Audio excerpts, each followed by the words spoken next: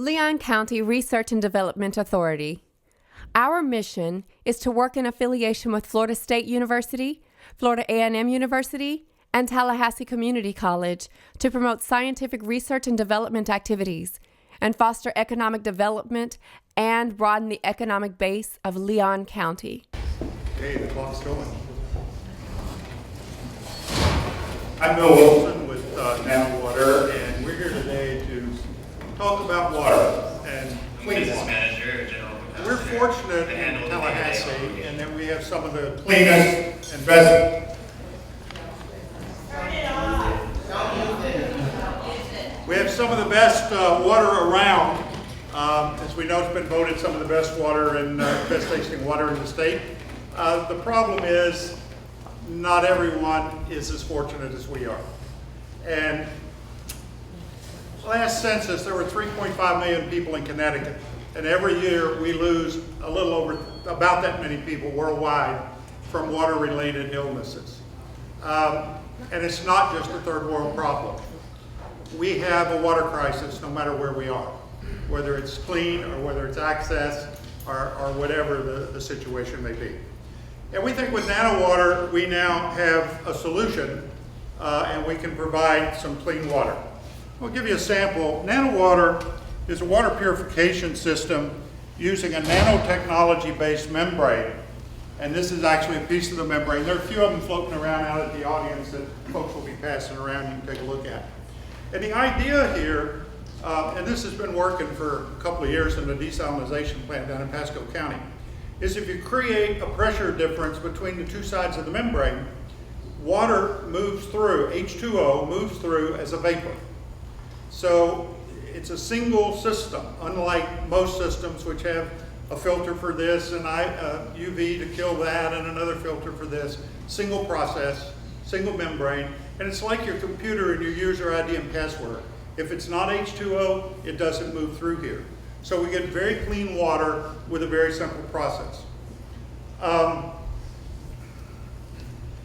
We're looking at 3 different markets to initially start. The first would be in single site residential situations. It could be replacing the drain field in a failing septic system, or it could be well water treatment. The second is agricultural systems, chicken processing, tank raised animals like alligators and fish, and feedlots all have major problems with disposing of their water effluent. And then the third is when a community's water system, water supply has been impacted by a natural disaster. And those 3 are great, but what we really need to look at is what's the global problem. And the global market for some sort of clean water source is huge. And of course, we'll be looking at that because that's a great vision. We're working toward it. First year marketing plan, we want to get a septic system in somewhere in Leon County, and we want to get our first ag system in, and then sell a couple of more septic systems this year. Next year, we would hope to do our first disaster system and to sell some additional septic and ag systems. And in 2018, ramp up the production and sales of all 3 of those markets. This is the target pricing. As you see, the more complicated systems get a little more expensive. This does not include design and implementation for custom sites, which we think will be a big piece of this business. And we think these are conservative numbers as well. We're going to be looking for a capital investment of about $100,000 with what I've already invested and the money we're going to win tonight. We'll be able to move the prototype forward and do the testing we need to do. We're projecting a loss this year of about $70,000, a small profit next year, and then a profit in 2018 of about $300,000. That would, the grant money we would use to finish the design of the prototype, do the testing to find the most cost-effective way to get that pressure difference we talked about, to get the operating cost of the system down, which we think is going to be a key component. Production plan, we will use local vendors to source and build most of these components. Our staff will do the assembly, the testing, and the implementation work. As this ramps up, We would move the in-house manufacturing in where it makes sense to do that. We're looking at about 3.3 million in sales in the next 2.5 years, or 3 million sales. A little over 2 million of that would go to local vendors, and we would expect that that would create jobs for them, and we would expect to have a staff of about 10 people by the end of that period of time. So we're here in Tallahassee with some of the cleanest water around. Why shouldn't it be home of the new production Nano water, and we create some clean water for the rest of the world? Thank you.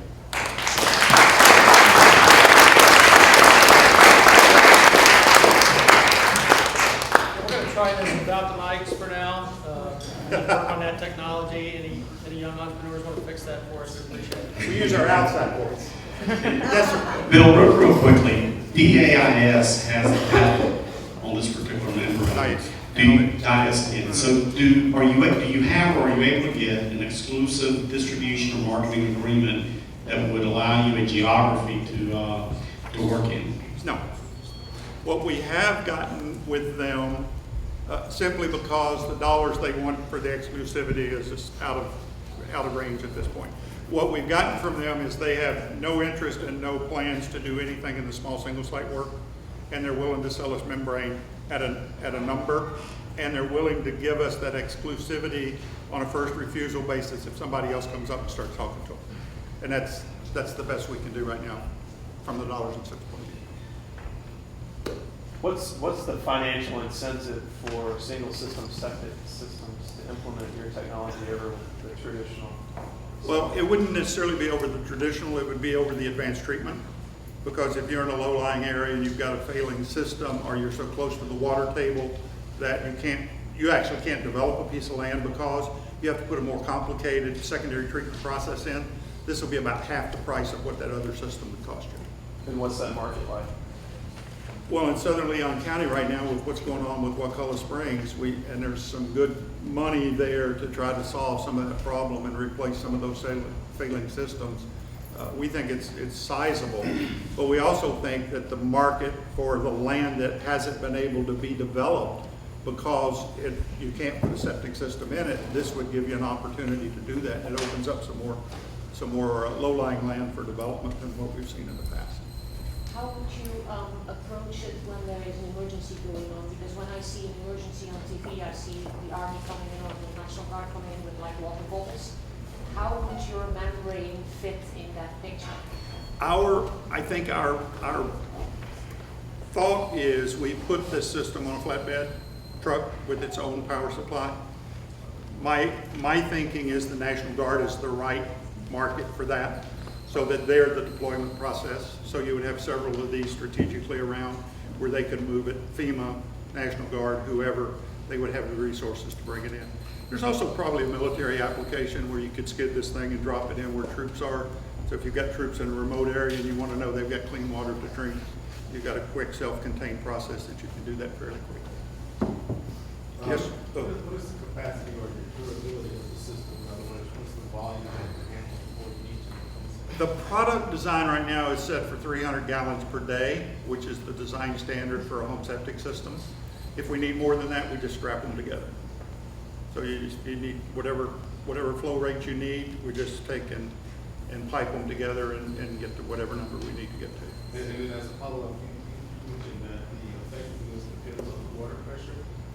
What is the technology that you use to control that variable? You need a pressure differential between the two sides of the membrane, and that can be created with either temperature difference or with an actual pressure difference.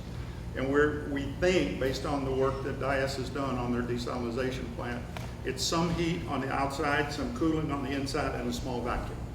And the combination of those three appears to be the most cost-effective way to get the highest movement rate per square inch of the membrane. Yes, sir. Keith sort of asked the question I was going to ask in relation to testing. Can you provide some data on testing of the effectiveness, how those tests were set up and where?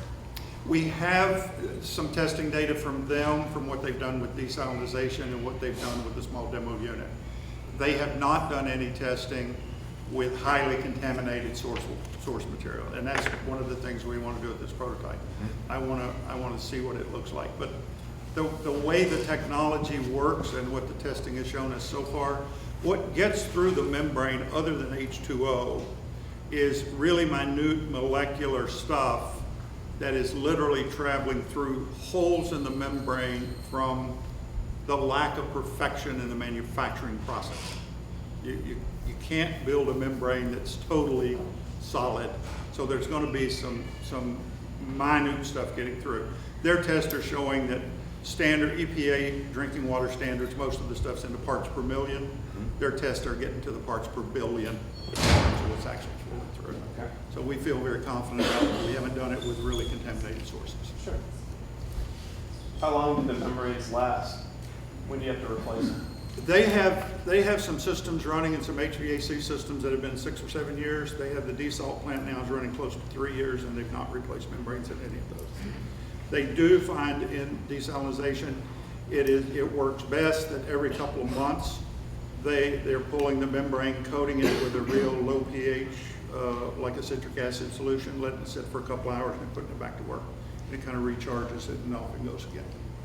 But that appears to be the only. That's all the time we have for questions. Thank you very much. So,